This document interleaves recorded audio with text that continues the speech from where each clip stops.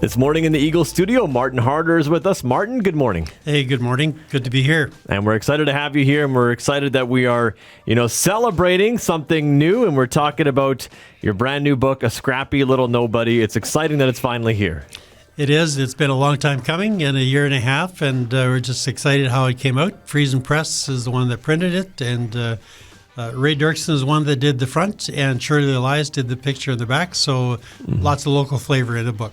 Absolutely. We're keeping it local front to back, which we really like to see. Martin, when did this book begin? I'm going to say it's probably about 15 years ago when the thought became there, and Les Kletke, who used to be involved with Golden West, and he suggested on a different book that maybe I should write a book. I wrote a chapter in another book, and so that's where it began. But seriously, after I retired from being mayor and a year and a half ago, started writing the book. And it's taken a year and a half to bring it to the point where it's in my hands.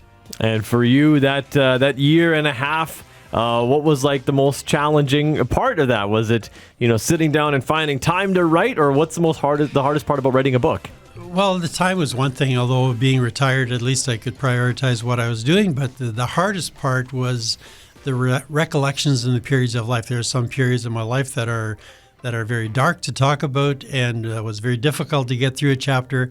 There's other periods of life where it was exciting, and so then, of course, then you kind of get excited walking through those pages.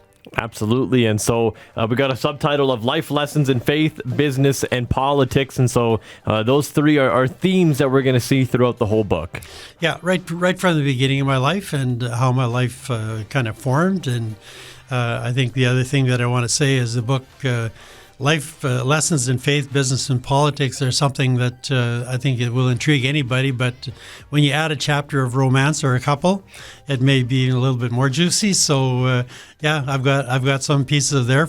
I got married as a teenager to my first wife, and we had 46 years together.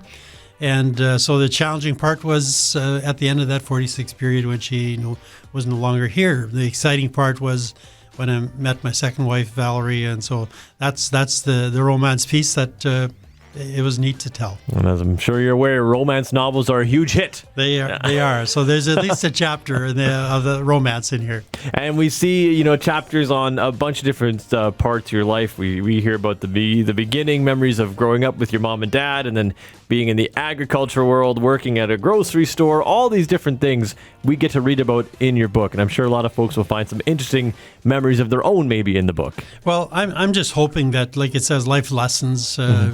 I think we get old too fast and too late smart. And so, this book kind of tells some of the stories where maybe I haven't made the best decisions, but yet how I got through that. And I think in any book, in any life story, it's not the pitfalls that make the difference, is how you come out of them. And the book has lots of those kinds of stories, including the couple of years with COVID. So it's from a mayor's perspective. So it's interesting to me to record some of those things and see how it turned out. And so a fair number of these life lessons come from making mistakes and growing from there. Oh, absolutely. Absolutely.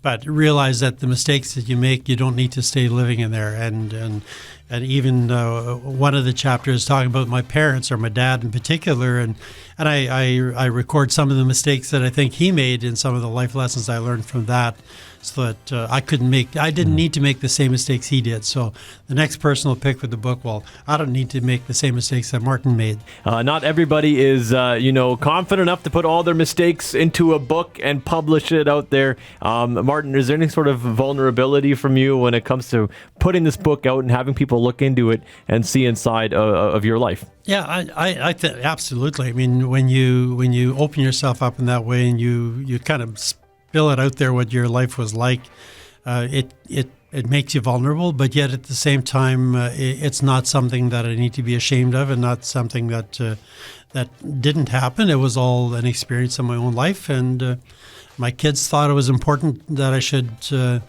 write some of these things down, because there's a lot of different pieces of my life that would otherwise not be available even to them.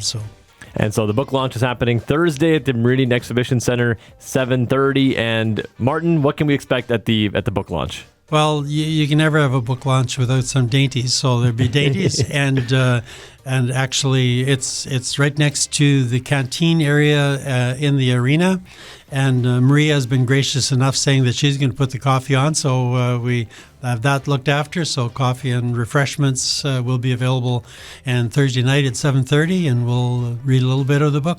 So we're going to hear you reading from the book. Absolutely. There we go, in Martin's words. And thank you so much, Martin, and congratulations on the book. Thank you very much, and thanks for the opportunity to share some of it with you.